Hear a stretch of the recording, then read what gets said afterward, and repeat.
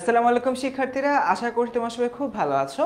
সবাইকে আমন্ত্রণ জানাচ্ছি 10 মিনিট স্কুল কর্তৃক আয়োজিত তোমাদের এইচএসসি 24 ব্যাচের জন্য, বিশেষ করে আজকের এই গুরুত্বপূর্ণ লাইভ ক্লাসটিতে। আমাদের আজকের যে লাইভ ক্লাসটি রয়েছে, আজকে তোমাদের যে বাংলা প্রথম পত্রে গদ্য রয়েছে, সে গদ্য থেকে আমরা কিন্তু কয়েকটা গুরুত্বপূর্ণ বিষয় নিয়ে কথাবার্তা বলবো। ওকে, তোমরা সবাই লাইভে জয়েন করতে থাকো। আমি গিয়ে তোমরা জয়েন করার সাথে সাথে ক্লাসটা কিন্তু শুরু করে দিব। Pin comment.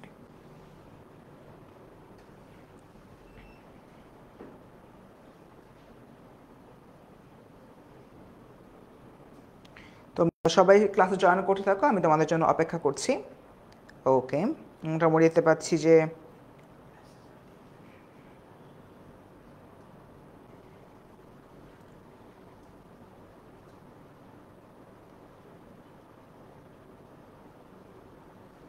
Okay students, I hope মোটামুটি তোমাদের আজকের যে ক্লাসটি রয়েছে, আজকের ক্লাসটি এখন দেখতে পাচ্ছি অনেকে জয়েন করোনি। তোমরা একটু কাইন্ডলি জয়েন করো এবং তোমাদের যে বন্ধুরা রয়েছে, বন্ধুদের কিন্তু অবশ্যই হলো তোমরা মেনশন দিয়ে দিবে, ঠিক আছে? আচ্ছা স্টুডেন্টস, দেখো যেটা হলো কি বলছিলাম তোমাদেরকে, আমাদের কিন্তু যে এই ক্লাসগুলো হচ্ছে, এই ক্লাসে আমাদের অনেক বিষয় দিয়ে কিন্তু দেখতে হয়। আমাদের কিন্তু এখানে যে গদ্যের আমরা 4 টপিক রয়েছে, রেইনকোট, বিলাসী, মানব কল্যাণ, 52 দিনগুলো, আমরা এই জায়গা থেকে এইগুলো নিয়ে ফার্স্টে আলোচনা করব। প্রথমে আমরা যে কাজটা করব, এখানকার যে বাংলা টনিকগুলো রয়েছে, সেই বাংলা টনিক নিয়ে আমরা কথাবার্তা বলবো, নাম্বার 1। এবং নাম্বার 2 যে বিষয়টা, আমরা কিন্তু ঠিক এই জায়গা থেকেই দেখা যাচ্ছে যে অনেকগুলো এমসিকিউ সলভ করব। Communication sheet. আচ্ছা, সো এমসিকিউ যেগুলো রয়েছে, এই এমসিকিউগুলো কিন্তু আমাদের বিগত বছরে বিভিন্ন সময় বোর্ড পরীক্ষায় এসেছিল। আমরা কেন বারংবার বিগত বছরে যে বোর্ড পরীক্ষার প্রশ্নগুলো আসছে সেগুলো নিয়ে কথাবার্তা বলি, বা সেগুলো নিয়ে মূলত তোমাদের বেশি বেশি প্র্যাকটিস করাই। তার কারণ হচ্ছে, বিগত বছরের বোর্ড প্রশ্নতে কখনোই হুবহু প্রশ্ন আসে না, number 1। But on the other hand, number 2, একই প্যাটার্নের যেই প্যাটার্নে তোমার বোর্ডগুলো প্রশ্ন করে থাকে, সেগুলোই কিন্তু ফলো আপ করে।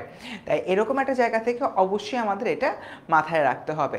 তো আমরা দেখতে পাচ্ছি যে বেশ অনেকেই জয়েন করছো হয়তো, বাট ফর সাম রিজন আমার সামনে যে স্ক্রিনটা আছে, সেই স্ক্রিনে তোমাদের কাউকে দেখা যাচ্ছে না। আমি একটু আমার মোবাইলটা নিয়ে আসি, দেখি আমাদের ক্লাসের কি অবস্থা। এই তো দেখছো তোমরা কতজন জয়েন করছো, বাট আমি কেন জানি দেখতেই পারছিলাম না যে কেউ জয়েন করছো কিনা। আচ্ছা, আমার সাথে যেরকম গোলাম রাব্বি ভাইয়া জয়েন করেছো, তারপর দেখতে পাচ্ছি আমার সাথে তানজুম তামান্না জয়েন করেছো, আমাদের সাথে সুমনা সুরমা জয়েন করেছো, মানহা জয়েন করেছো আমাদের সাথে। তারপর এরপর যদি হলো গিয়ে চিন্তা করি, আমাদের যে নাসিমা আক্তার জয়েন করেছো, তাজরিন আক্তার হলো গিয়ে আমাদের গ্রুপে পোস্ট করেছো। Thank you so much Tajrin, ইনশাল্লাহ আমি তোমার পোস্টে অ্যাপ্রুভ করে দিব, একদমই টেনশন করো না। আচ্ছা স্টুডেন্টস, দেখো তোমাদের আজকের যে ক্লাসটা রয়েছে, আজকের ক্লাসের মাধ্যমে কিন্তু আমাদের গদ্য একদম ফুল প্রুফ হলো গিয়ে রিভাইজ হয়ে যাবে। তোমাদের এরকম একটা জায়গা থেকে ছোট্ট একটা রিকোয়েস্ট থাকবে, সেটা হচ্ছে এই ক্লাসগুলো কেমন লাগছে, ক্লাসগুলো তোমাদের জন্য আদৌ কোনো ইফেক্টিভ হচ্ছে কিনা, সে ব্যাপারে কিন্তু চাইলে ফিডব্যাক দিতে পারো। ফিডব্যাকটা কোথায় দিবা? 10ms এসএসসি এইচএসসি যে স্টুডেন্টস গ্রুপে রয়েছে, সেই স্টুডেন্টস গ্রুপে তোমরা চাইলে ফিডব্যাক দিতে পারো। ওকে, সো আমাদের ক্লাস ঠিক 2:30টার সময় শুরু হবে। আমি চাচ্ছিলাম যে আরও যাতে বেশ কিছু স্টুডেন্ট আসে, স্টুডেন্ট না আসলে অ্যাকচুয়ালি ক্লাস করে মজা হবে না, কারণ একসাথে পড়লে, একসাথে শিখলে আসলে পড়াগুলো আরও বেশ ভালোভাবে আমাদের মনে থাকে এবং হচ্ছে গিয়ে মাথায় থাকে, ঠিক আছে? আচ্ছা, দেখতে পাচ্ছি যে আমাদের সাথে অনেকেই জয়েন করে ফেলেছে ইন দ্য মিন টাইম। তারপর সিরাজউদ্দৌলার উপরে ভালো করে একটা ক্লাস আরিয়ান, তোমার হচ্ছে গিয়ে আগামীকালকে পদ্য পড়বো, তারপর দিন পদ্যর সেকেন্ড পার্ট পড়বো। হ্যাঁ, সিরাজউদ্দৌলার উপরে ক্লাস আমার একটা আছে প্ল্যানে, সিরাজউদ্দৌলা এবং লাল সালুর উপরে একসাথে আমরা ওই ক্লাসটা করবো। ওকে, আমার সাথে বিএস মিম জয়েন করেছে, আমার সাথে জুমা জয়েন করেছে, আমাদের সাথে মুক্তা দাস জয়েন করে রাহুল দাসকে মেনশন দিয়েছে, খুব ভালো। ওকে, একজন বলছে কেমন আছেন ভাইয়া। আচ্ছা, সত্যি কথা বলতে গেলে খুব একটা ভালো অবস্থায় নাই আমি, আমার শরীরটা আসলে অনেক খারাপ করছে, আমার চেহারা দেখে হয়তো অনেকে বুঝতে পারতেছো। আচ্ছা, ঠিক আছে, খাদিজাতুল কুবরা জয়েন করেছে আমাদের সাথে, মশিউর আল হাসান জয়েন করেছে। সো মোটামুটি যেহেতু অনেকেই জয়েন করে ফেলেছে এবং 2:29 বাজে, আই থিঙ্ক আমরা আমাদের ক্লাসের দিকে আস্তে আস্তে এগিয়ে যেতে পারি। তো শুরু করি। তো ফার্স্টে আমি আমার নিজের পরিচয় দিতে চাচ্ছি। আমি ফার্স্ট সেম বর্তমানে 10 মিনিট স্কুলে আছি এবং 10 মিনিট স্কুলে প্রায় 4 বছরের উপরে পড়াচ্ছি। অ্যান্ড আমি ঢাকা বিশ্ববিদ্যালয়ের একজন শিক্ষার্থী। কয়েকদিন আগে আমার অনার্স শেষ হয়েছে, জুলাইয়ের 2 তারিখ থেকে। তোমাদের ক্লাসেতে আসার আগে আমাদের কিন্তু কি বলে মাস্টার্স রুটিন দিছে। সো জুলাই 2 তারিখ থেকে আমি ঢাকা ইউনিভার্সিটির একজন মাস্টার স্টুডেন্ট হয়ে যাব। ওকে, সো মোটামুটি দেখতে পাচ্ছি যে ইস্টাফিল বলছে ভাইয়া, হ্যাঁ ইস্টাফিল বলো, কোনো সমস্যা নাই। ওকে স্টুডেন্টস, আমরা হচ্ছে এই মুহূর্তে কমেন্ট সেকশনে কিন্তু তোমাদেরকে একটা কমেন্ট দিয়ে দিয়েছি, ঠিক আছে? একটা তোমার কমেন্ট পিন অবস্থা আছে। তোমাদের উদ্দেশ্যে ছোট্ট একটা কাজ করা লাগবে। কাজটা হচ্ছে এই কমেন্টের যে ফর্ম লিঙ্কটা দেওয়া আছে, সুন্দর ফর্মে ঢুকবা, ফর্মটা ফিল আপ করবা। ফর্মটা ফিল আপ করার পরে কিন্তু তোমরা তোমাদের এন্ড থেকে একটা সাজেশন না, আজকের যে ক্লাসটা রয়েছে, আজকের ক্লাসের স্লাইডটা আলটিমেটলি পেয়ে যাবা। তাই স্টুডেন্টস, আমি তোমাদেরকে রিকোয়েস্ট করছি, তোমরা সবাই আমাদের যে এই কমেন্ট সেকশনটা রয়েছে, এই কমেন্ট সেকশনে যে পিন করা যে কমেন্টটা আছে, পিন করা কমেন্টটা হলো কি তুমি যদি নাও, তাহলে আলটিমেটলি ওখান থেকে কিন্তু তুমি ফর্মটা ফিল আপ করার মধ্য দিয়ে আমাদের আজকের ক্লাস স্লাইডটা পেয়ে যাচ্ছ, ঠিক আছে? ওকে ডান, সবাই চলে আসে, ক্লাস শুরু করি। 2:31 বেজে গেছে। সো ফার্স্টে আমরা রেইনকোট গল্প নিয়ে কথাবার্তা বলবো। রেইনকোট গল্পটা কি, আসো আমরা রেইনকোট গল্পের একটা শর্ট সামারি ফার্স্টে দিই। অ্যান্ড সবার কাছে হলো কি বারংবার হলো কি বলছি, আজকে আমার শরীরটা অসম্ভব খারাপ, ফর সাম রিজন খুব খারাপ লাগছে। বাট যেহেতু তোমাদের একদম পরীক্ষা শেষ মুহূর্তে, আমি অবভিয়াসলি হলো ক্লাসটা মিস দিচ্ছি না। তোমরা প্লিজ মনোযোগ সহকারে ক্লাসটা করো। ওকে, তো আসো আমরা স্টার্ট করি। তো যেটা বলছিলাম, রেইনকোট গল্প। রেইনকোট গল্পটা কে লিখেছেন হচ্ছে তোমার ও আচ্ছা, ইসরাফিল নক দিয়েছিল না, তোমার সাথে কথা হয়েছিল, এরপরে অ্যাকচুয়ালি আর ফার্দার আমার দেখা হয়নি। এক্সট্রিমলি সরি ইসরাফিল, আমি দেখবো বিষয়টা। পার্থ বলছে আদাব, ভালো নাই রে ভাইয়া, শরীরটা একটু খারাপ। স্টার্ট করি।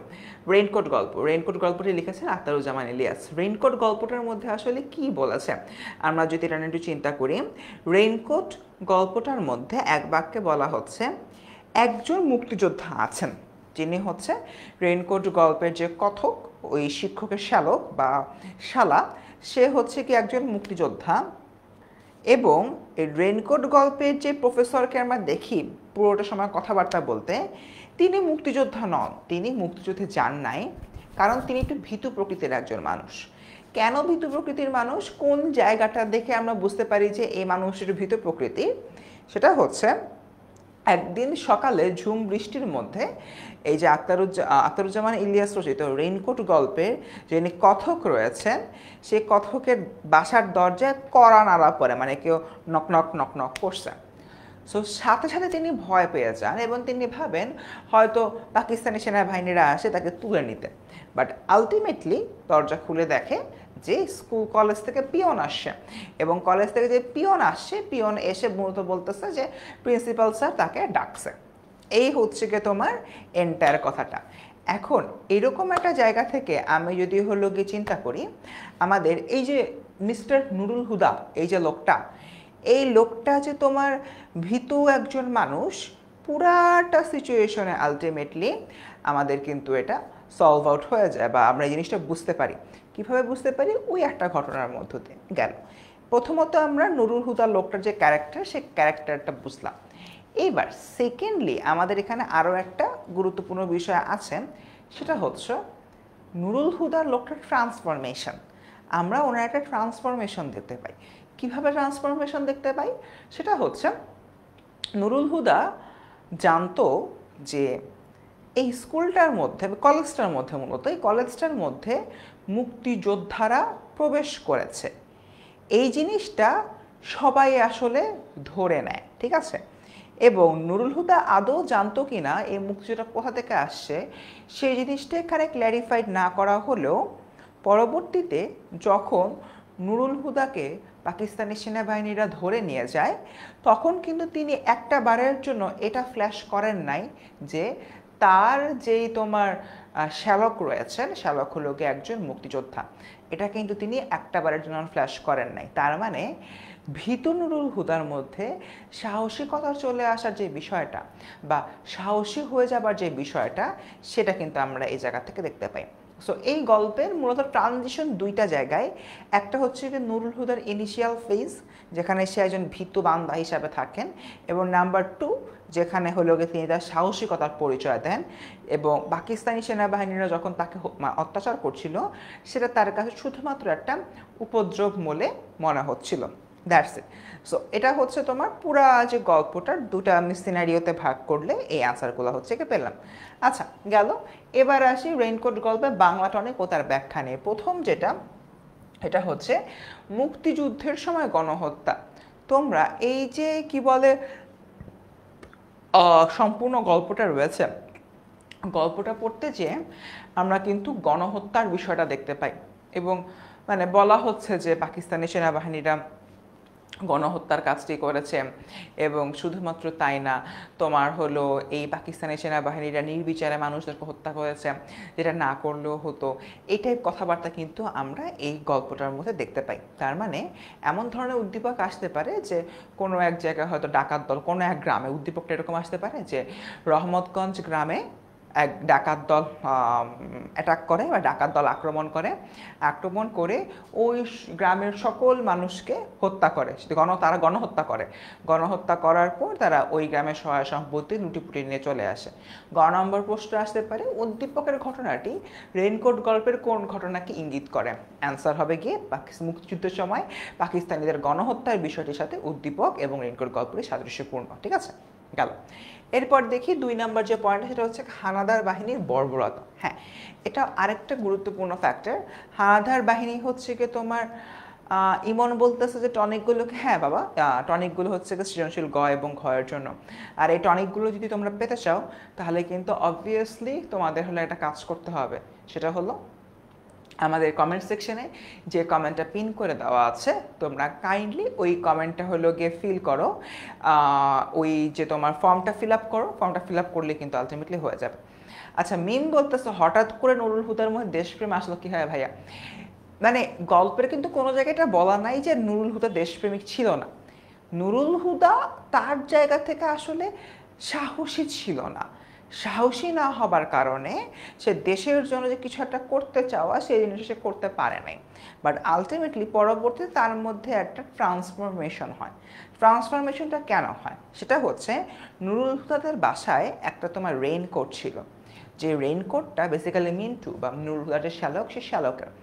ওই রেইনকোটটা পরার পর তার ফিল হয় যে সেও একজন মুক্তিযোদ্ধা হয়ে যাচ্ছে, কারণ ওই রেইনকোটটার মধ্যে সে হলো কি ওই আত্মবিশ্বাস ও সাহসিকতার বিষয়টা অনুভব করেছিল।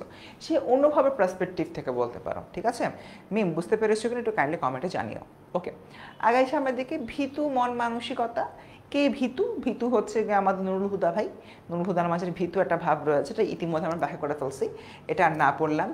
সাধারণ মানুষের মাঝে দেশপ্রেমের প্রতিচ্ছবি।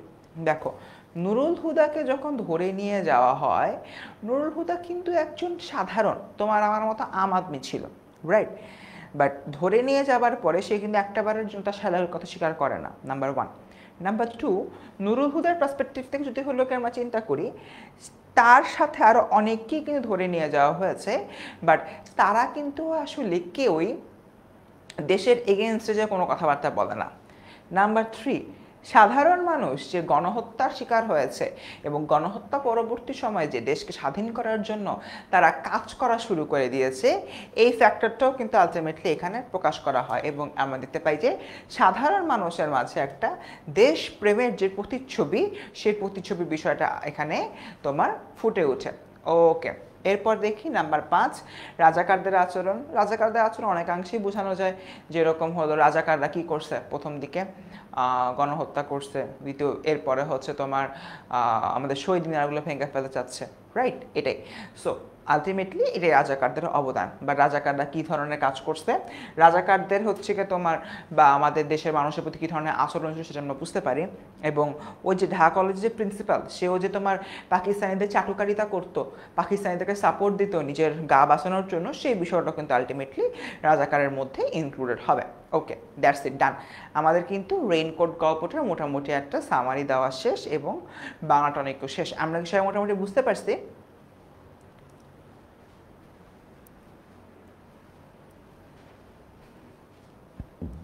আমরা কি সবাই বুঝতে পারছি?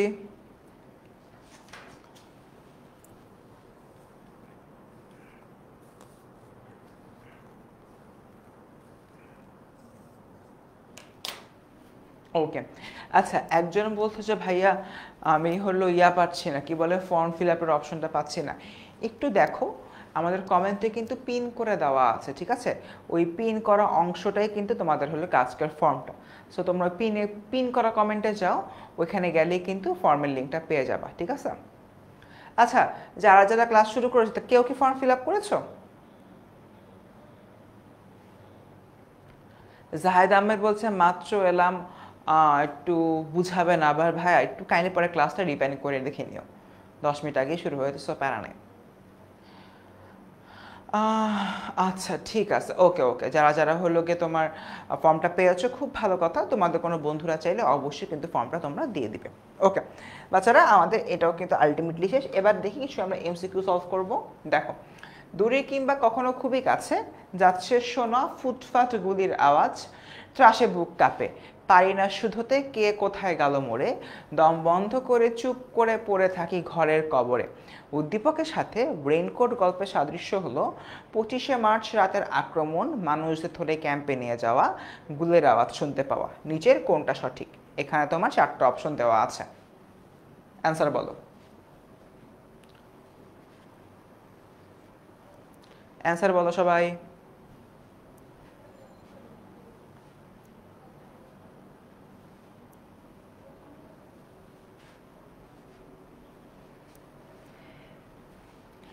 MCQ 1 এর অ্যান্সার বলো। একের ডি বলতেছে সারা, শিপ্রা বলতেছে একের সি, দীপরাজ বলতেছে একের ডি, মশিউর আল আহসান বলতেছে একের ডি। ওকে, তারেক বলতেছে একের ডি, সাগর বলতেছে একের ডি, ইমন বলতেছে একের ডি। ওকে, তানজুম, আকিব, মানহা, কামরুন্নেসা, এরপর দেখতে পাচ্ছি যে কামরুন্নেসার পরে আর কেউ বলে নাই। তোমরা সবাই মোটামুটি বলতেছে একের ডি। ওকে, তা অ্যান্সার দেখি, অ্যান্সার হচ্ছে কি একের বি। দেখো, সি বা ডি কোনোটাই না। এবার আসো আমি তোমাদেরকে হলো একটু দেখাই, সেটা হচ্ছে রেইনকোট গল্পের সাথে সাদৃশ্যের যে বিষয়টা। ফার্স্টে তুমি এখান থেকে চিন্তা করো, 25 মার্চ রাতের আক্রমণ, এটা যেরকম ঠিক আছে, ডান। মানুষদের ধরে ক্যাম্পে নিয়ে যাওয়া, এই বিষয়টাও কিন্তু আলটিমেটলি হলো কি ঠিক আছে। এরপর দেখি গুলের আওয়াজ শুনতে পাওয়া। আচ্ছা না, এটার অ্যান্সার একে ডি হবে, বি হবে না, বি হবে না, একে ডি হবে। তার কারণ হচ্ছে আমাদের এই যে রেইনকোট গল্পে আমরা ফজরের সময়কার একটা ঘটনা বলা আছে, যে ফজরের সময়কার যে ঘটনাটা, সেই ঘটনাতে আমরা দেখতে পাই গুলির আওয়াজ শুনতে পাওয়া গিয়েছে। কোনো এক মুয়াজ্জিন আল্লাহু আকবার বলে তোমার আজান দিচ্ছে, তাকেও কিন্তু গুলি করে কি করা হয়, হত্যা করা হয়, ঠিক আছে? তাই এরকম একটা জায়গা থেকে গুলির আওয়াজ পুরা গল্পটার মধ্যে শুধুমাত্র ওই জায়গাটাতেই দেখানো হয়, ওই জায়গাটাতেই বলা হয়। যেহেতু গল্পের কোনো এক চিপায় এই বারটা আছে যে গুলির আওয়াজ শোনা যায়, তাহলে অবভিয়াসলি এটাও তোমার অ্যান্সার হবে। তো বাচ্চারা যারা যারা বলছিল একের ডি, তাদের সবার কিন্তু অ্যান্সারটা সঠিক হয়েছে। ওকে, ডান। চলো আগাই সামনের দিকে। 2 নাম্বার, একই প্রশ্ন, রেইনকোট গল্পের সঙ্গে কোন প্রসঙ্গটা মিলে? মুক্তিযুদ্ধ চলাকালীন অবস্থা, নির্যাতিত বাঙালি, মুক্তিযুদ্ধে মানুষের আত্মত্যাগ। অ্যান্সার বলো।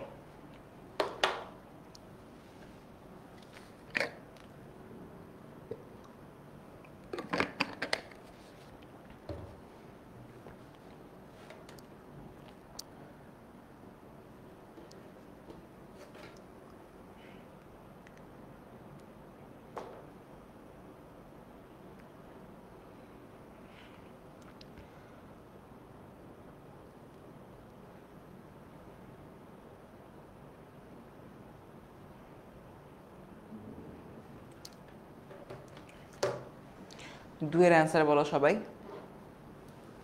ওকে, আচ্ছা, দুয়ের অ্যান্সার হবে কি ডি। পুরাটা জায়গায় মুক্তি চলাকালীন অবস্থা যেরকম রয়েছে, নাম্বার 1। নাম্বার 2, নির্যাতিত বাঙালির কথা কিভাবে, এই যে বুক কাঁপে পারি না শুধুতে কোথায় গেল কে মোড়ে, এই যে মোড়ে ওয়ার্ডটা যে আসতেছে, এর মাধ্যমে আমরা নির্যাতিত বাঙালির যে বিষয়টা সেটা হলো দেখতে পাই। এরপর দেখি তোমার মুক্তিযুদ্ধে মানুষের আত্মত্যাগ, অনেক আত্মত্যাগের কথা আমরা দেখতে পাচ্ছি, যেরকম দম বন্ধ করে চুপচাপ পড়ে থাকে ঘরের কবরে, মানে মানুষজন তো ওই মুহূর্তে নিজেদের জানমাল হচ্ছে গিয়ে যে বাঁচানোর যে বিষয়টা, সেটার জন্য তারা সবাই কোথাও তো ঘরের মধ্যে বন্দি অবস্থা, তাই না? তাই এরকম একটা জায়গায় এটাও তোমার সঠিক অ্যান্সার হবে। তাই 2 নাম্বার প্রশ্নের জন্য আমার 3টা উত্তরই হবে গিয়ে সঠিক। আচ্ছা, অলভিয়া বলতেছে, ইভা বলতেছে ভাইয়া স্লাইড কোথায় পাবো? ইভা, এই পোস্টের কমেন্টে দেখো একটা কমেন্ট পিন করে দেওয়া আছে, সেই কমেন্টের মধ্যে তোমার ফর্ম লিঙ্ক আছে। ফর্ম লিঙ্কটা তুমি প্রেস করো, কিছু ইনফরমেশন দেওয়া লাগবে, তোমার নাম আর মোবাইল নাম্বার, তারপরে হচ্ছে আলটিমেটলি তুমি আমাদের আজকের যে ক্লাসটা আছে, ক্লাসের স্লাইডটা পেয়ে যাবা। ইভা, তুমি হলো গিয়ে ক্লাসের স্লাইডটা পাওয়ার পর একটু কমেন্ট করে জানিয়ে দিও। ওকে বাবারা, আগাই সামনের দিকে। কলেজ থেকে ঘরে ফেরার পথে ছাত্র পুলিশ সংঘর্ষের মধ্যে পড়ে যায় মাহমুদ। পুলিশের বেধড়ক লাঠি পেটায় সেদিন থেকে সে উঠে ভাষা আন্দোলনের একনিষ্ঠ কর্মী। তার মানে বুঝতেই পারতেছো, এখানে পার্টিকুলারলি ভাষা আন্দোলনের যে টাইম ফ্রেমটা আছে, সেই টাইম ফ্রেমের কথা বলা হচ্ছে, মানে ভাষা আন্দোলনের জন্য সে মূলত কাজ করেছে। ঠিক আছে, এমন একটা অবস্থা। ওকে, উদ্দীপকের মাহমুদ রেইনকোট গল্পের কোন চরিত্রের সঙ্গে তুলনীয়? কুলি, মিন্টু, নুরুল হুদা, ডক্টর আফাজ? বলো।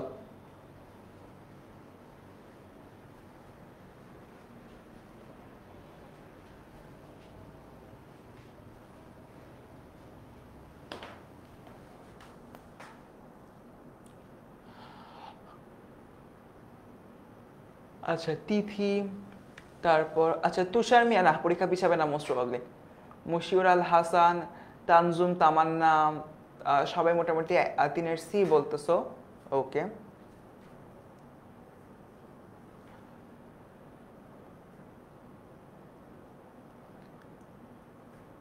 আচ্ছা বিএস মেমো 3-এর সি বলতেছো।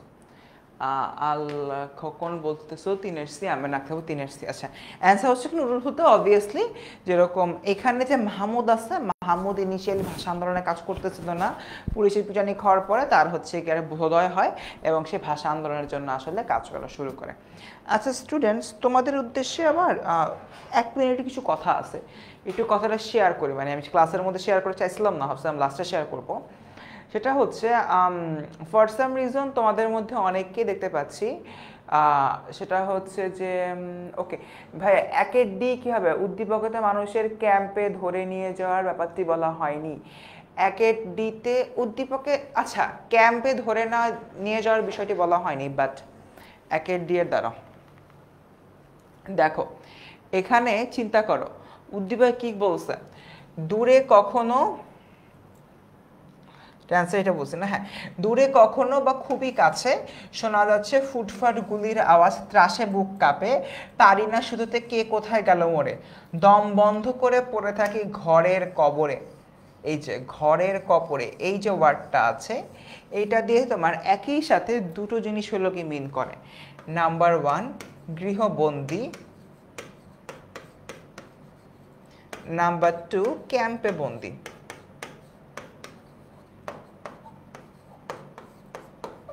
ঠিক আছে, এই ঘরের কবর মানে একটা কবর খোঁড়া হয়েছে, যেটা ঘরের মতোই দেখতে, তাই এরকম একটা জায়গা থেকে এটা হবে গিয়ে তোমার অ্যান্সার। বুঝতে পারছো যে প্রশ্নটা করেছ? Mohammad Ali Khokon, Khokon Khokon most probably. খোকন বুঝেছো যে ঘরের কবরে যে ওয়ার্ডটা, এই ওয়ার্ডটার সাথে তোমার ক্যাম্পে ধরে নিয়ে যাওয়ার বিষয়টির সাথে সাদৃশ্যপূর্ণ। ওকে, ঠিক আছে। আরে আমাদের 26 ব্যাচের শোভার মিম আসছে, গতকাল রাতেই ওদের ক্লাস নিলাম। ওকে, আচ্ছা ঠিক আছে, আই থিঙ্ক খোকন বুঝতে পারছো। আগাই সামনের দিকে। তো আমি তোমাদের উদ্দেশ্যে কয়েকটা কথা বলতে যাচ্ছিলাম, একটু যদি হলো গিয়ে টাইম দাও তাহলে আমি কথাটা বলতে পারি। কথাটা বলে আবার আমাদের যে ক্লাস আছে, ক্লাস কিন্তু হলো গিয়ে শুরু করে দেবো। সেটা হচ্ছে রিগার্ডিং তোমাদের যে এক্সাম পিছাবে কি পিছাবে না এমন একটা বিষয়। শোনো, বোর্ড পরীক্ষা, বোর্ড পরীক্ষা এমন একটা বিষয় যেটার সাথে অনেক কিছু সংশ্লিষ্ট থাকে। তোমাদের কাছে হয়তো মনে হতে পারে যে ভাইয়া জাস্ট একটা অ্যানাউন্সমেন্ট দিলেই তো হয়ে যায়, বা আমাদের এন্ড থেকে তো আপনারা কী করতেছেন না করতেছেন। সো লাস্ট আপডেট যেটা, আমাদের এন্ড থেকে অলরেডি স্মারকলিপি জমা দেওয়া হয়েছে, বাট বোর্ড কর্তৃপক্ষ আদৌ পরীক্ষা পিছাবে কি না সেটা কিন্তু সম্পূর্ণরূপে তাদের একান্ত নিজস্ব ডিসিশন। ঠিক আছে, ফর এন এক্সাম্পল, আমি যদি আমার আজকে খুব বেসিক এক্সাম্পল দিয়ে তোমাদেরকে বুঝে, আজকে সকালবেলা আমার হলো 10টা থেকে 10:30টার মধ্যে অফিসে আসার কথা, বাট সকাল থেকে আমার শরীর খুব খারাপ লাগছিল, আমি অফিসে আসতে পারিনি টাইমলি, আমার একটু দেরি হয়ে গেছে। সো এতে করে যেটা হয়েছে, অফিসে আসার পরে আমার প্রথম 1 ঘন্টার মধ্যে যা যা কাজ করার দরকার ছিল সেটা আমি করতে পারিনি। এখন যেটা হয়েছে, কাজগুলো পিছিয়ে গেছে, আমার এটা হয় আজকে রাত জেগে করতে হবে, না আগামীকালকে করতে হবে। দেখো, আমার আজকে শরীর খারাপের জন্য অফিসে আসতে দেরি হয়েছে, এই জন্য আমার এই ছোট্ট প্রবলেম হয়ে গেল। এবার সেম জিনিসটা বোর্ডের প্রেক্ষাপট থেকে চিন্তা করো। বোর্ড যদি হলো কি পরীক্ষা হলো কি পিছাতে নেয়, তাহলে তার আগে পরে অনেকগুলা ফ্যাক্টর নিয়ে চিন্তা করতে হয়, তাই ডিসিশনটা এত সহজে আসে না। তাই সব কিছু মিলিয়ে অবভিয়াসলি সিচুয়েশনটা খুবই একটা ন্যারো হয়ে গেছে তোমাদের জন্য। সিলেট বোর্ডের এই অবস্থা, পরবর্তীতে তোমরা তো যখন হলো পরীক্ষাটা যদি তোমরা হলো আগে দিয়ে ফেলতেছো বা ওরা পরে দিয়ে ফেলতেছে, এটা একটা প্রবলেম ক্রিয়েট করতে পারে, অ্যাডমিশনের সময় একটা ঝামেলা হতে পারে। But at the end of the day তোমাদের উদ্দেশ্যে আমি তোমাদের ফার্স্ট ভাই একটা সাজেশনে দিব, পরীক্ষা পিছাতে পারে, পরীক্ষা পিছাবে, ওয়েটিং ফর দ্য ডিসিশন, এটার জন্য পড়তে পারতেছি না, এই জায়গা থেকে আল্লাহর ওয়াস্তে ভাই তোমাদের কাছে দুটো হাত জোর করে বলতেছি, আল্লাহর ওয়াস্তে এই জিনিসটা মাথা থেকে বাদ দাও। পরীক্ষার মতো হবে কি হবে না ওইটা অন্য বিষয়। তুমি জানো 30 তারিখে এক্সাম, 30 তারিখে এক্সাম হবে, আল্লাহ মাফ করুক তার আগে কোনো একটা বিশাল বড় একটা ভূমিকম্প হয়ে পুরো বাংলাদেশের মধ্যে দিয়ে হচ্ছে গিয়ে বাংলাদেশ 2 টুকরা হয়ে গেছে, ফর অ্যান এক্সাম্পল, আল্লাহ মাফ করুক। এই ধরনের কোনো বাজে সিচুয়েশন না হওয়া পর্যন্ত ধরে নাও যে পরীক্ষা তোমার 30 তারিখে হচ্ছে। আর যদি কোনো ডিসিশন আসে, অবভিয়াসলি নির্দিষ্ট সময়ের আগে তোমাদেরকে জানানো হবে। বাট একটা বিষয়, পরীক্ষা পিছাবে, যদি পিছায় তোমাদেরকে জানানো হবে, বাট হোয়াট ইফ না পিছায়? তোমরা যে বলতেছো যে ভাই কি করব না করব, আমাকে যতবার লিখতেছো ভাই কি করব না করব, অতবার যদি বাংলার একটা কবিতা পড়ো সেটা বেস্ট, ঠিক আছে? তাই আমাকে না জিজ্ঞেস করে ওই টাইমটাতে বাংলার একটা কবিতা পড়ো, বাংলার একটা তোমার গদ্য পড়ো। সো এই যে বিষয়টা, এই বিষয় তোমাদের কাছে বলার ছিল, খুবই শর্টলি বললাম 1 থেকে 1.5 মিনিটের মধ্যে। প্রথমত পরীক্ষা পিছানোর বিষয়টা, শিক্ষামন্ত্রী বললেন পরীক্ষা পিছায় যাবে, সাথে পিছায় যায় না, বিষয়টা অনেক কিছু ভেবেচিন্তে কাজ করতে হয়, নাম্বার 1। নাম্বার 2, তোমাদের এন্ড থেকে আমি চাই না প্রিপারেশন কল ল্যাকিংস থাকুক, তাই 30 তারিখে এক্সাম হবে, এটা মাথায় রেখে পড়তে থাকো। ওকে, ঠিক আছে, ডান।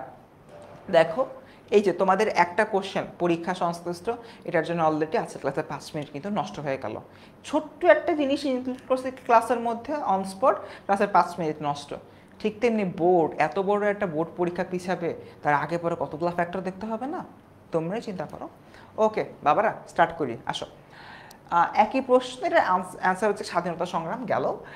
5 নাম্বারটা সবাই একটু পড়ো, 5 নাম্বারটা সবাই একটু পড়ো, একটু ট্রিকি কোশ্চেন, সবাই একটু পড়ে দেখো 5 নাম্বারটা।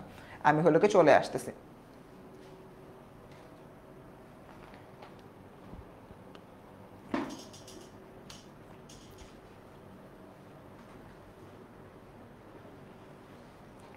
পাঁচ নাম্বার পড়ো সবাই।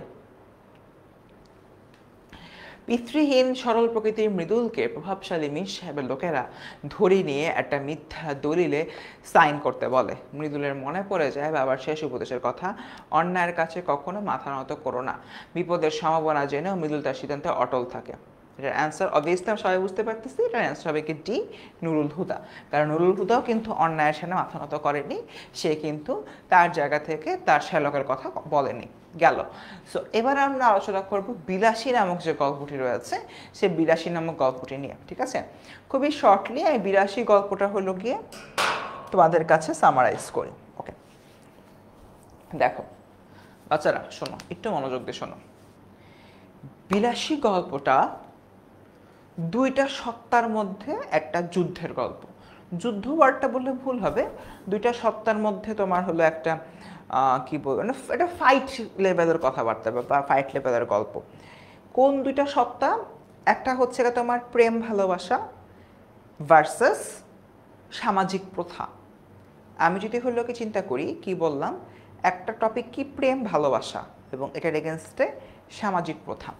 প্রেম ভালোবাসা কেমনে আমি যদি ক্লিয়ারলি বলি, বিলাসী গল্পে আমাদের যে মৃত্যুঞ্জয় কিন্তু ভালো টাকা পয়সার মালিক ছিল, তার বিশাল একটা বাংলা প্যাটার্নের বাড়ি আছে, অনেক বড় হলো গিয়ে একটা বাগান আছে, আম বাগান, মোস্ট প্রবাবলি অনেক বড় একটা আম বাগান আছে। এখন তার মা বাবা নেই, সো সে যখন হচ্ছে তোমার একা একা থাকে, তার হচ্ছে নানা রকম সমস্যা হতেই পারে। তার এক পুরাতন খুড়া আছে, জ্ঞাতি খুড়া আছে, জ্ঞাতি খুড়া তার সাথে থাকে থাকে না, বাট আলটিমেটলি ওভাবে তার কোনো খোঁজ খবর রাখে না। এরকম করতে করতে একদিন মৃত্যুঞ্জয় মারাত্মক অসুস্থ হলো। তারপর গল্পে দেখায় যে বিলাসী নামক এক নারী তাকে হচ্ছে কি সেবা শুশ্রূষা করে। বিলাসী কোত্থেকে আসে, কীভাবে আসে, এই বিষয়টা আমাদের গল্পে কিন্তু সঠিকভাবে বলা নাই। সো দেখো, একটা মানুষ দীর্ঘদিন ধরে অসুস্থ, অনেক দিন ধরে সে অসুস্থ অবস্থায় রয়েছে। যদি চিন্তা করি, তাকে একজন নারী সার্বক্ষণিক পাশে থেকে সেবা শুশ্রূষা করছে, সার্বক্ষণিক তার কথা চিন্তা করছে, তাকে রান্না বাড়া করে খাওয়াচ্ছে। অবভিয়াসলি যাকে ওই নারীটা এভাবে সেবা করছে, ওই লোকটা বা ওই পুরুষটা একটা নির্দিষ্ট সময় পরে তার প্রতি এক ধরনের ভালো লাগা বা এক ধরনের আবেগ কাজ করবে। মৃত্যুঞ্জয়ের ক্ষেত্রে ঠিক এমনটাই হয়েছে, এবং মৃত্যুঞ্জয়েরও যেরকম বিলাসীকে ভালো লেগে যায়, আর বিলাসীর মৃত্যুঞ্জয়ের সাথে থাকতে থাকতে, মৃত্যুঞ্জয়কে সেবা করতে করতে বিলাসীও আলটিমেটলি মৃত্যুঞ্জয়কে ভালোবেসে ফেলে। এখন প্রবলেম যেটা হয়েছে আমাদের এই বিলাসীর ক্ষেত্রে, বিলাসী ছিল সাপুরের মেয়ে, মানে যে সাপের খেলা দেখায়, ঠিক আছে। তার বিপরীতে যদি আমি চিন্তা করি, আমাদের মৃত্যুঞ্জয় ভাই তো বিরাট বিরাট বড় লোক, তার সামাজিক প্রতিপত্তি অনেক ভালো আছে। এখন ওদের যে বিয়েটা তদানীন্তন সময়কার হিন্দু ধর্মাবলম্বীদের যে ক্যাস্ট কালচার, আমি একটা পার্টিকুলার ওয়ার্ডিং বললাম, এটা হচ্ছে ক্যাস্ট, CAST, এর মানে হচ্ছে গিয়ে তোমার যে শ্রেণী প্রথাটা রয়েছে বা শ্রেণী বৈষম্য যেটা রয়েছে সেটা, যেরকম ব্রাহ্মণের সাথে ব্রাহ্মণের বিয়ে হবে, শূদ্রের সাথে শূদ্রের বিয়ে হবে, এই যে বিষয়টা, এই পার্টিকুলার জিনিসটা আলটিমেটলি আমরা দেখতে পাই। ওই সময়তে সমাজে এই জিনিসটা অনেক বেশি প্রচলিত ছিল। শুধুমাত্র ওই সময় না, এখনও দেখা যায় যে এই যে ক্যাস্টের যে বিষয়টা রয়েছে বা হিন্দুদের যে কাস্ট রয়েছে, সেখানে কিন্তু এটা মেনটেন করে এখনও কিন্তু তোমার বিয়ে শাদী করানো হয়। যেরকম দাস বংশের সাথে দাস বংশেরই বিয়ে হবে বা ওই লেভেলের অন্য কোনো বংশের বিয়ে হবে। যেহেতু মৃত্যুঞ্জয় এবং বিলাসীর মধ্যে এই জিনিসটা হয় না, তখন সোসাইটি ওদেরকে আর মেনে নেয় না। তখন ওই যে তোমার হিন্দু সমাজটা রয়েছে, সেই হিন্দু সমাজের রক্ষণশীল মনোভাবের কারণে দেখা যায় যে আমাদের বিলাসী এবং যেই মৃত্যুঞ্জয় রয়েছে, ওদের যে ভালোবেসে বিয়ে করার বিষয়টা, এটা সমাজ গ্রহণ করে না এবং সমাজ তাদেরকে ধিক্কার দিতে থাকে এবং তারা বলে যে তোমার সমাজ থেকে বেরিয়ে যাও। তার মানে এন্টায়ার যে গল্পটা রয়েছে, সেই এন্টায়ার গল্পটার মধ্যে কলিশন বা তোমার সংঘর্ষের জায়গা কি, একটা হচ্ছে কি প্রেম ভালোবাসা বা প্রেম ভার্সেস বা প্রেম বনাম সমাজ, ঠিক আছে, প্রেম বনাম সমাজ, এটাই অ্যাকচুয়ালি অনেক বড় একটা প্রবলেম ক্রিয়েট করে। ওকে, অ্যান্ড পরবর্তী সময়তে আমাদের যে মৃত্যুঞ্জয় রয়েছে, মৃত্যুঞ্জয় তার সব কিছু হলো কি বলে, মৃত্যুঞ্জয় তার সব কিছু ত্যাগ করে বিলাসীর সাথে চলে যায় এবং অনেক বছর পরে দেখতে পাই যে মৃত্যুঞ্জয় এখন একজন সাপুড়ে হয়ে গিয়েছে, অর্থাৎ সেও এখন সাপের খেলা দেখায় বা এই সাপের খেলা দেখিয়ে মূলত মৃত্যুঞ্জয় তার জায়গা থেকে তার জীবিকা নির্বাহ করছে। ভালো কথা। একদা মৃত্যুঞ্জয় এক জায়গায় সাপের খেলা দেখাতে গিয়েছে বা সাপ ধরতে গেছে এবং সে সাপ ধরতে গিয়ে তোমার সাপের কামড় খায় এবং পরবর্তী সে মৃত্যুঞ্জয় মারা যায়। অ্যান্ড এটা নিয়েও সোসাইটিতে অনেক কথাবার্তা হয় যে মৃত্যুঞ্জয় নিজের হাতে নিজের যে তোমার সুখের সংসার ছিল, তার যে এত হলো কি বিশাল প্রতিপত্তি ছিল, সব কিছু সে ত্যাগ করেছে। বাট আলটিমেটলি যদি কি আমি চিন্তা করি, মৃত্যুঞ্জয় কিন্তু তার সমাজকে সে গুরুত্ব দেয় না। সে দেখছে যে এই বিলাসী নারীটা তার জন্য এত গিয়ে কাজ করছে, এত তোমার কষ্ট করছে, সেই বিলাসীকে সে কিনা ভালোবেসে ফেলছে, তাকে ছেড়ে আমি কেন যাব। তাই সে তার ধন সম্পত্তি ছেড়ে আসতে পিছপা হয় না। বাট সোসাইটি এটা নিয়ে কথাবার্তা বলে, সোসাইটি তাকে নিয়ে অনেক বেশি নেতিবাচকতা শো করে। এরকম করতে করতে এই যে বিলাসী, সে তার স্বামীকে এতটাই বেশি ভালোবাসতো, স্বামীর মৃত্যুর শোক এই মিস্টার বিলাসী আর সহ্য করতে পারেনি। পরবর্তীতে সেও কিন্তু আসলে আত্মহত্যা করে এবং মৃত্যুঞ্জয় বিলাসীর যে প্রেম কাহিনী, সে প্রেম কাহিনীর এখানে সমাপ্তি ঘটে। আর আমি যে এতক্ষণ ধরে এতগুলা কথা বর্ণনা করলাম, আমি জানি না তোমরা কয়জন কি খেয়াল করেছো, প্রত্যেকটা জিনিসই কিন্তু এই পয়েন্টের মধ্যে আছে। কেমনে? নাম্বার 1, সমাজে কুসংস্কারচ্ছন্নতা। তোমার উঁচু জাত নিচু জাতের মধ্যে বিয়ে হতে পারবে না, নিচু জাত উঁচু জাতের কোনো খাবার রান্না করে দিলে সে খাবার খেতে পারবে না, এই বিষয়টা কিন্তু নাম্বার 1-এ চলে আসে।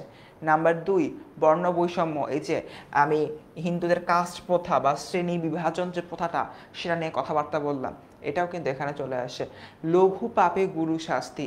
হিন্দু সম্প্রদায় অনুযায়ী তোমার আমাদের মৃত্যুঞ্জয় এবং বিলাসী অনেক বড় পাপ করে ফেলছে, বাট অ্যাপারেন্টলি তারা একে অপরকে ভালোবেসে বিয়ে করছে। এই যে তোমার বিয়ে করাটা, এটা তো কোনো পাপ হইতে পারে না, কিন্তু তাদেরকে অনেক বড় একটা শাস্তি দিয়ে ফেলে, এই তাদেরকে সমাজচ্যুত করে ফেলে। নাম্বার 4, এইটা নিয়ে একটু কথাবার্তা বলতে হবে, ঠিক আছে? নাম্বার 4-এর যে বিষয়টা আছে, এটা হলো আমি এখন আমাদের এই স্লাইডের মধ্যে লিখব, ঠিক আছে?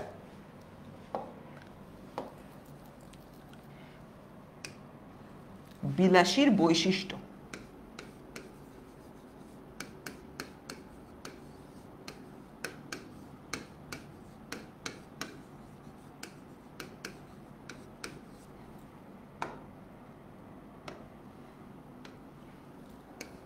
নাম্বার 1, স্বামী ভক্ত।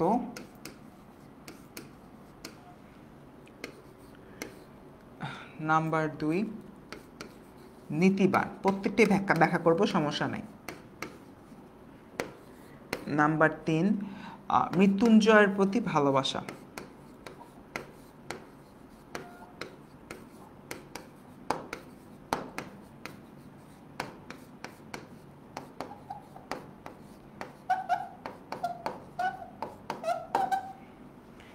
Number 4, Sushil. Number 5, কর্তব্যপরায়ণ।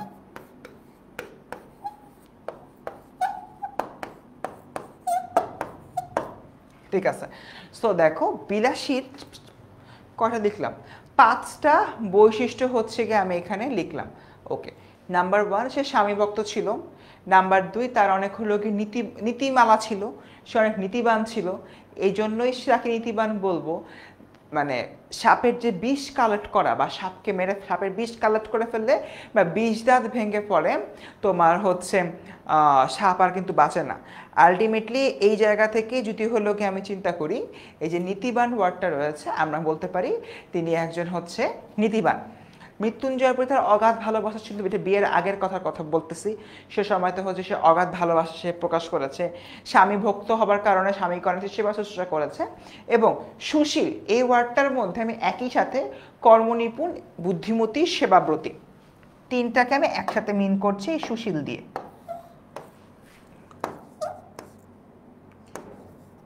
কর্মনিপুণ,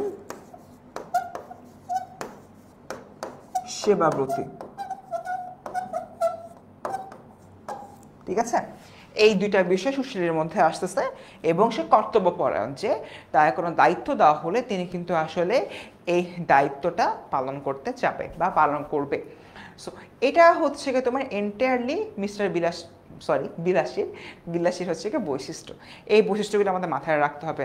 and students, তোমরা এখন যে স্লাইডটা পেয়েছো, এই স্লাইডটা কিন্তু দাগানো না, নর্মাল একটা স্লাইড, ঠিক আছে? তোমরা যদি আমার আজকের এই দাগানো স্লাইডটা চাও, তাহলে অবশ্যই 10MS SSC HSC স্টুডেন্টস গ্রুপে আজকের ক্লাস ফিডব্যাক দিবা।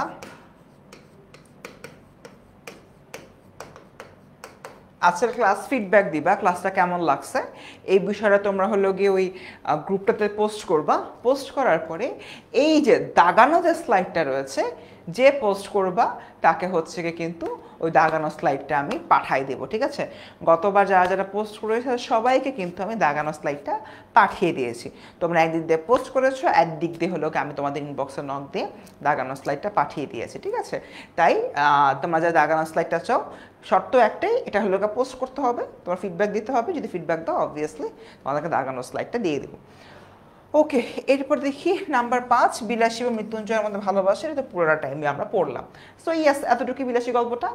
এবার দেখি উপরের আদালতের হুকুম বলতে কি বোঝানো হয়েছে, বলো। আচ্ছা, জাকি ভাইকে বলবো কিছু ক্লাস নিতে, দীপরাজ। ওকে, জাকির সাথে আমি কথা বলবো, প্যারা নেই। না, পয়েন্ট করে কেউ কিছু লিখবা না, প্যারা করে লিখবা। আচ্ছা বলো, উপরের আদালতের হুকুম বলতে কার নির্দেশ বোঝানো হয়েছে? উপরের আদালতের হুকুম বলতে কার নির্দেশ বোঝানো হয়েছে? স্রষ্টার, হাইকোর্টের, জজ কোর্টের, নাকি খুড়ার?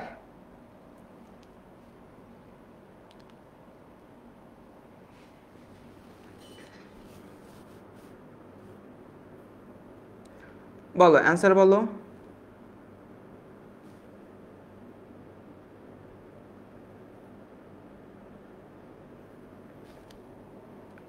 অ্যান্সার বলো students. Okay, the answer is স্রষ্টার। ওকে, এটা মোটামুটি গেল। নাম্বার 2, বাবুরা একটিবার ছেড়ে দাও, আমি রুটিগুলো ঘরে দিয়ে আসি। বিলাসী এই কথা কেন বলেছিল? শিয়াল কুকুরে খাবে বলে, রোগা মানুষ সমস্ত রাত খেতে পারবে না বলে, মৃত্যুঞ্জয় মরে যাবে বলে। কোনটা সঠিক?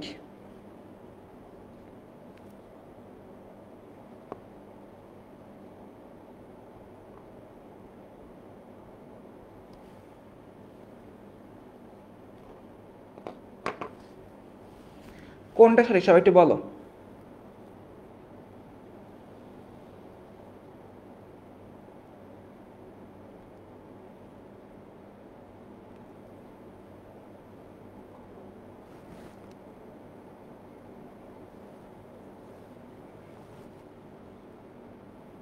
ওকে, 2-এর এ বলতেছে অনেকে।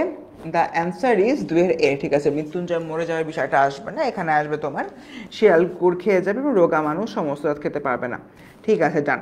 এরপরের যে স্লাইডটা, এখানে তোমার হলো গিয়ে বলছে উদ্দীপকটি পড়ো এবং নিচের প্রশ্ন উত্তর দাও। মরণ রে তুহ মম শ্যাম সমান, মরণ রে তুহ মম শ্যাম সমান উদ্দীপকের সঙ্গে সঙ্গতিপূর্ণ চরিত্র কোনটা?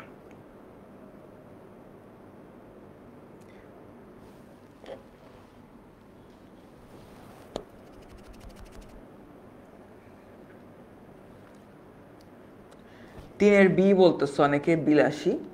ওকে, মুস্কান বলতেছে 3-এর এ মৃত্যুঞ্জয়। এ কিংবা বি যে কোনো একটা হবে, বাট এটার অ্যান্সারটা হবে তোমার বিলাসী।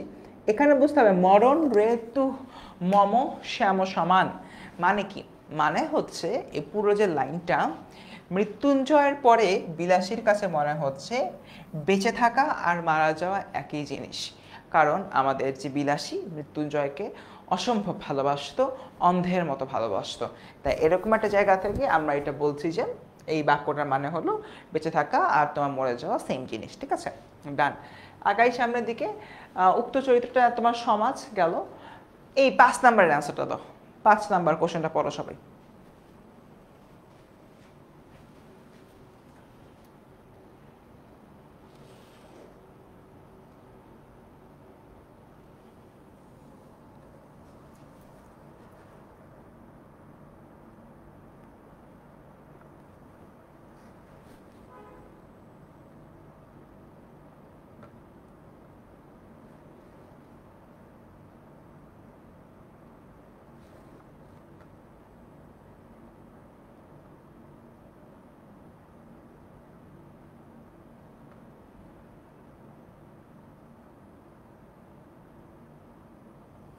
আচ্ছা, সো 5-এর গ বলতেছে অনেকে, দ্য অ্যান্সার ইজ বিলাসীর।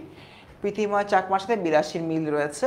তার কারণ প্রীতিময় চাকমা শহরে আসে সকাল থেকে ঘোরাঘুরি করে, ক্ষুধার্ত হয়ে খাবারের চাইলে হোটেল মালিক বলল আদিবাসীদের জন্য 2 নাম্বার বাসন আমার হোটেলে রাখি না। তাই প্রীতিময় চাকমা একজন আদিবাসী, তাকে আসলে সমাজ হেয় প্রতিপন্ন করে। That's it. আসো আগাই 3:10 বাজে, আমাদের কিন্তু আরো দুটা টপিক বাকি। মানব কল্যাণ প্রবন্ধ। মানব কল্যাণের কথায় যেটা বলছে ভাই, মানুষের কল্যাণ করতে চাও, কল্যাণ করো, কোনো প্যারা নেই, বাট কাউকে ভিক্ষা দিয়ে তোমার কল্যাণ করো না, রেদার দেন তাকে একটা কাজ খুঁজে দাও। ঠিক আছে, দেখি মানব কল্যাণ বলতে বোঝায় মানুষের সার্বিক কল্যাণ সাধন। তোমার সামনে যখন ভিখারি আসলো, ভিখারি আসার পর তুমি তাকে 10 টাকা দিলা, 10 টাকা দিয়ে তুমি হয়তো তাকে একবেলার রুটি কলা খাওয়ার টাকা দিলা, বাট আলটিমেটলি ওই যে মানুষটা আছে, ওই মানুষটা পরের 4 বেলা কী খাবে সেটা কিন্তু সংস্থান তুমি করলা না। তাই এতে করে কোনো সার্বিক মঙ্গল সাধন হয় না, সাময়িক সময়ের জন্য একটা মঙ্গল সাধন হয়। ঠিক আছে, এরপর হলো গিয়ে দান খয়রাত কোনো কল্যাণমূলক কাজ না, মানে দান খয়রাত করলে আসলে কোনো কল্যাণ হয় না, সেই বিষয়টা এখানে তোমার দেখানো হয়েছে। এবং last but not the least, মহৎ প্রতিপাদের আদর্শ অনুসরণ। মহৎ যারা রয়েছেন, যারা হলো গিয়ে অনেক প্রতিভাবান ছিলেন, তারা তাদের চারপাশের মানুষদের কীভাবে ট্রিট করেছেন, তারা তাদের মানুষের সাথে কীভাবে কথাবার্তা বলেছেন, কীভাবে হলো গিয়ে তোমার তাদের সাথে ব্যবহার করেছেন, তারা কি জাস্ট ভিক্ষা দিয়ে চলে গেছে, নাকি হচ্ছে তাদের জন্য উন্নতি করার জন্য কাজ করেছে, কর্মসংস্থানের জন্য কাজ করেছে, এই বিষয়টা মূলত এখানে বলা হচ্ছে। গেল, ক্লাস শেষ হবে ঠিক 3:30-এ। ঠিক আছে, এবার আসছো আমরা 5টা এমসিকিউ দেখি। বিজ্ঞানের অভাবনীয় আবিষ্কারকে ধ্বংসের পরিবর্তে, আমি স্ক্রিন থেকে সরে আসি, তোমরা দেখো। আরে তাপস চন্দ্র দাস ভাই, কি অবস্থা, কেমন আছেন? বিজ্ঞানের অভাবনীয় আবিষ্কারকে ধ্বংসের পরিবর্তে সৃজনশীল মানবিক কর্মে নিয়োগ করা যায় একমাত্র কার সাহায্যে? মুক্ত বুদ্ধি, মুক্ত বিচার বুদ্ধি, সদিচ্ছা সুবুদ্ধি। অ্যাক্সিডেন্টালি আমার হাতে চাপ লেগে এই রিমোটটা খুব পচা, তোমার অ্যান্সারটা চলে আসছে। অ্যান্সার হচ্ছে কি মুক্ত বিচার বুদ্ধি। মানে তোমার জাজমেন্ট করার যে ক্যাপাবিলিটা, ইট শুড বি ফ্রি, এটা কোনোভাবে ম্যানিপুলেটেড হবে না। ফর অ্যান এক্সাম্পল, আমি তোমাদের ফারসিন ভাই একটা কাজ করছি, যে কাজটা হয়তো ঠিক না, ইন দ্যাট কেস তোমাদের উচিত কি হবে? তোমাদের উচিত হবে সেই জিনিসটা ওপেনলি ডিসকাস করা, যে আচ্ছা ভাইয়া কেন এই কাজটা করছে, ভাইয়া কি এটা বুঝে করছে নাকি না বুঝে করছে নাকি বাধ্য হয়ে করছে। ঠিক আছে, আগে এই ডিসকাশনটা প্রয়োজন। যদি এই ডিসকাশনটা তোমার হচ্ছে গিয়ে হয় তাহলে তো হইলই, তার ওইটাই বেসিক্যালি বলা হচ্ছে তোমার মুক্ত বিচার বুদ্ধি, যে তুমি ফ্রি ওয়েতে কোনো কিছু বিচার করতে পারো কিনা। গেল, এই তো তাপস ভালো নাই রে, শরীরটা খুব খারাপ। আচ্ছা, এমসিকিউ 2, তাই সবার কর্মকল্যাণ কর্মের মধ্যেও রয়েছে সামাজিক পরিণতি। আচ্ছা, কর্ম, তাই সব রকম কল্যাণ কর্মেরও রয়েছে সামাজিক পরিণতি। এটার অ্যান্সার বলো। এটা তোমার একটা স্পেস হয়নি ফর সাম রিজন, তবে সব রকম কল্যাণ কর্মেরও রয়েছে সামাজিক পরিণতি। অ্যান্সার বলো।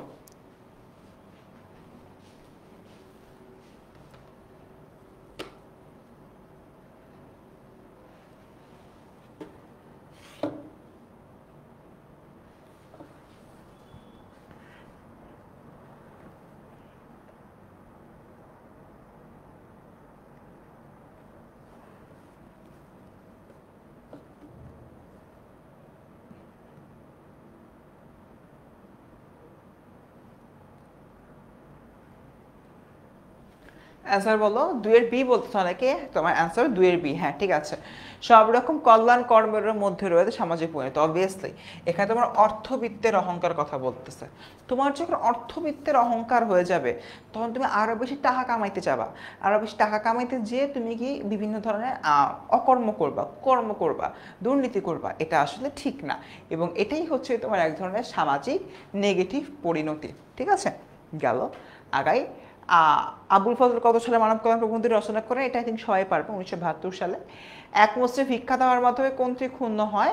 অ্যান্সার হচ্ছে মানব মর্যাদা। আবুল ফজল রচিত চৌচির কোন ধরনের রচনা? 5 নম্বরের অ্যান্সারটা দাও। এই মানুষজন সবাই হলো গিয়ে মিমের আর শোভার কথায় প্যারা খায় না। মিম আর শোভা কিন্তু 26 ব্যাচের, বুঝছো? ওরা তোমাদের হচ্ছে অনেক জুনিয়র।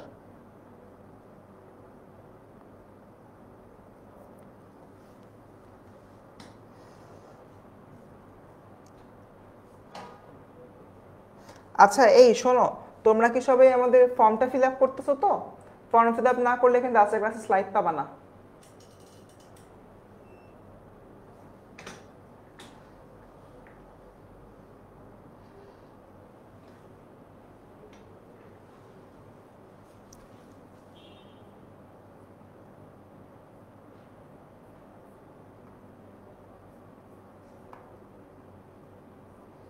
ওকে,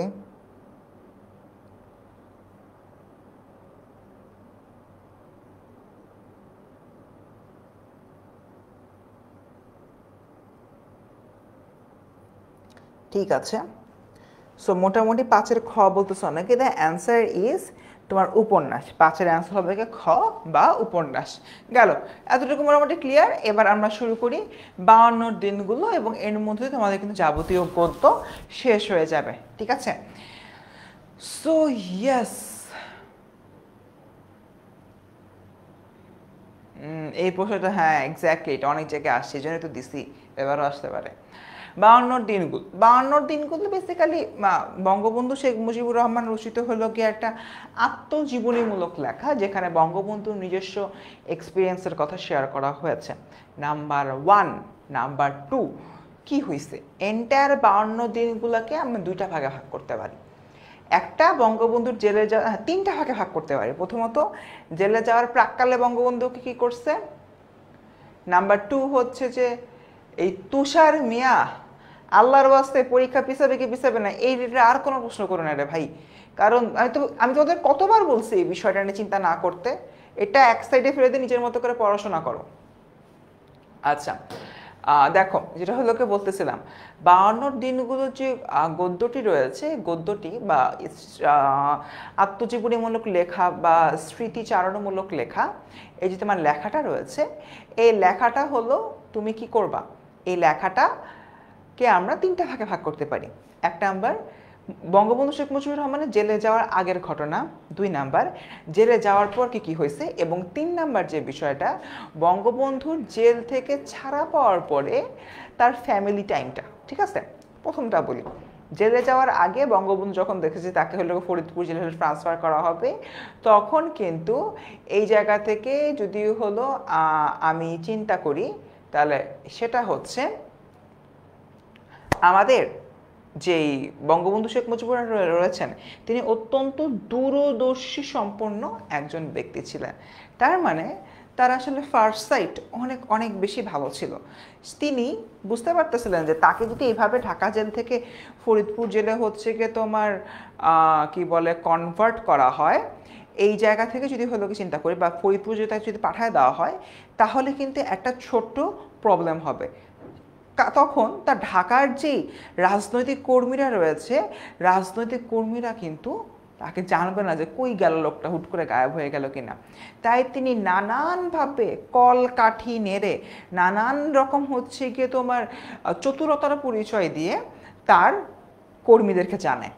গেল, ফরিদপুরে যাওয়ার পরে ফরিদপুরের থেকেও একজন মহিউদ্দিন আসে, সেই মহিউদ্দিনকেও তিনি জানায়।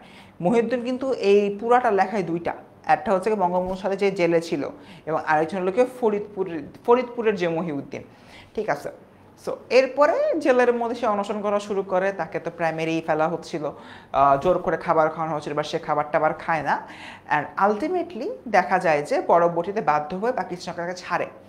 ছাড়ার পরে তাকে যখন ছেড়ে দেয়, তখনই একটা কিন্তু প্রবলেম হয়। সেটা হলো, তিনি যখন তার পরিবারের কাছে যান, পরিবারের কাছে যে দেখে যে তার ছেলে মেয়েগুলো একটু দূরে দূরে থাকতেছে। তার যে ছেলে ছিল, তার ছেলে হলো গিয়ে শেখ হাসিনাকে বলতেছেন যে হাসু আপা, আমি তোমার আব্বাকে আব্বা ডাকি, এরকম একটা কথাবার্তা। তার মানে দেখো, তার পারিবারিক, তার রাজনৈতিক জীবনের জন্য পারিবারিক জীবনটা কিছুটা হলো অ্যাফেক্টেড হয়েছে, এবং নেগেটিভভাবে অ্যাফেক্টেড হয়েছে। এটাই বেসিক্যালি এখানে বলা হচ্ছে। এবার দেখি পাকিস্তান শাসক গোষ্ঠীর অপশাসন, অবভিয়াসলি তারা অপশাসন করছে, তারা অপশাসন করছেই দেখি তো আমাদের ভাষাকে ছিনিয়ে নিতে চাইছে।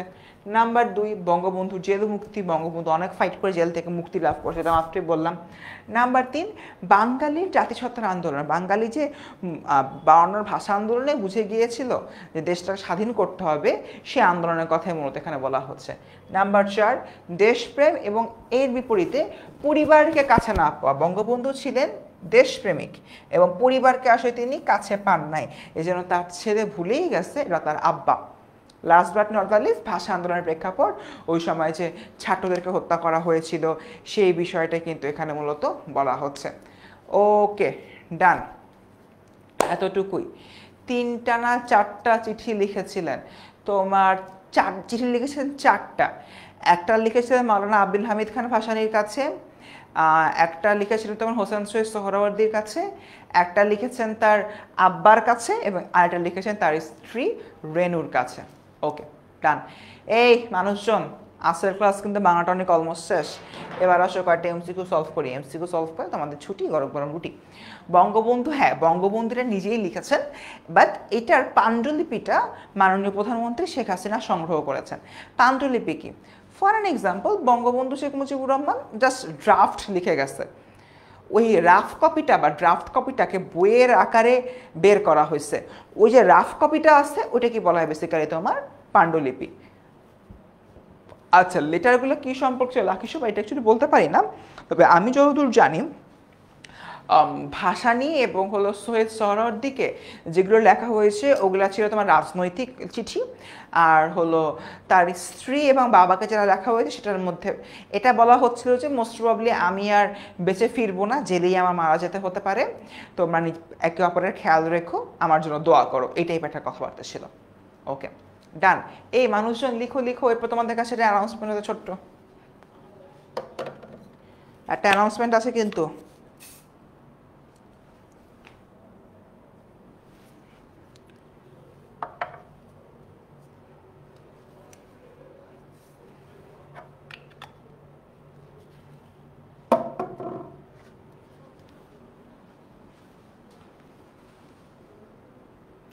ওকে, একের এ, হ্যাঁ, ভাষণিকদের শহীদ হবার কথা বঙ্গবন্ধু সিপাহীদের মাধ্যমে জেনেছিলেন। এরপর দেখি 2 নাম্বার, রাষ্ট্রীয় প্রশাসনে সরকারি কর্মচারীদের কর্তৃত্বমূলক ব্যবস্থায় কি বলে? আমলাতন্ত্র, স্বৈরতন্ত্র, শাসনতন্ত্র, গণতন্ত্র।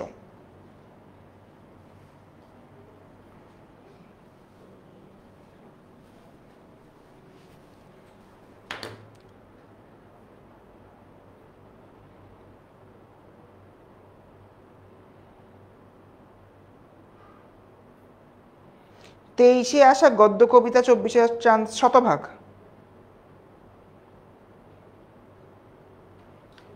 আসতেই পারে। অ্যান্সার হচ্ছে তোমার আমলাতন্ত্র। আমলাতন্ত্র কি? যারা হচ্ছে সরকারি আমলা, যারা সচিব, উপসচিব, এই যে পজিশনে যারা রয়েছে তারা হচ্ছে সরকারি আমলা, ঠিক আছে, সরকারের জন্য মূলত তারা কাজ করে। এরপর ফরিদপুরে সারাদিনের শোভাযাত্রা চলেছিল কত তারিখে? 20 তারিখ, 21 তারিখ, 22 তারিখ, 23 তারিখ। 20, 21, 22, 23।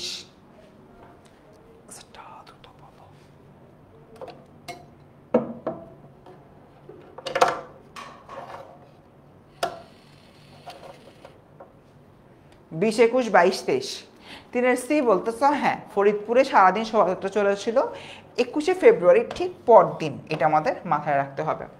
এরপর দেখি 4, জাহাজঘাটে শেখ মুজিব সহকর্মীদের কাছ থেকে কী চাইলেন? অ্যান্সার হচ্ছে ক্ষমা। এবং শেখ মুজিব কাদের জন্য জীবন দিতে প্রস্তুত ছিল? এটা আমরা সবাই জানি, এটার অ্যান্সার হচ্ছে তোমার দেশ ও জনগণের জন্য। স্টুডেন্টস, মোটামুটি আমাদের আজকের ক্লাস কিন্তু শেষ। এখন তোমাদের উদ্দেশ্যে একটা, আচ্ছা ক্লাস শেষ হয়ে গেছে না? দাঁড়া একবার দেখিনি। হ্যাঁ, আচ্ছা ক্লাস কিন্তু হলো কি এখন আমাদের শেষ। তোমাদের উদ্দেশ্যে এখন আমার কিছু 2টা নোটিশ ছিল, নোটিশগুলোকে সবাই শুনবা? তোমাদের উদ্দেশ্যে কিন্তু 2টা নোটিশ ছিল। বেলুচি মানে পাকিস্তানের বেলুচিস্তানের একটা প্রদেশ, সেই প্রদেশের কথা বলা হচ্ছে। স্টুডেন্টস, তোমাদের উদ্দেশ্যে আমার 2টা নোটিশ ছিল, সবাই কি রেডি?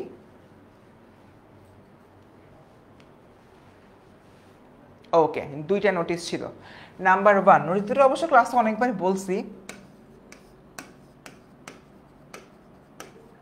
কমেন্টে দেওয়া ফর্মটা সবাই ফিল করো, ফর্মটা ফিল করো, করলে স্লাইড পাবা। নাম্বার 2, আজকের ক্লাস নিয়ে 10MS এসএসসি এইচএসসি স্টুডেন্টস গ্রুপে ফিডব্যাক দিলে ক্লাস লাইট আমি নিজে, দাগানো ক্লাস লাইট, ঠিক আছে?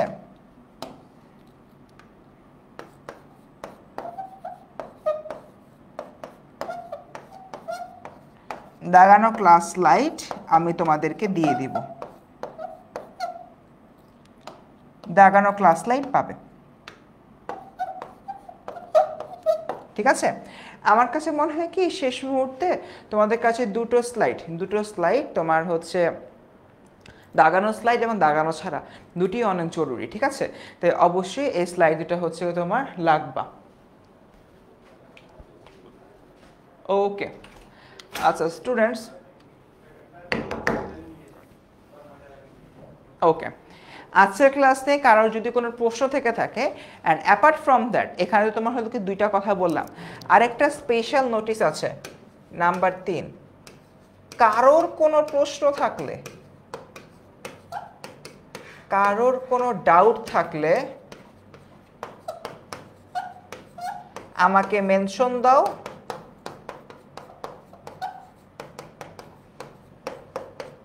আর তোমাদের প্রশ্নটা 10MS এসএসসি এইচএসসি স্টুডেন্টস গ্রুপে পোস্ট দাও।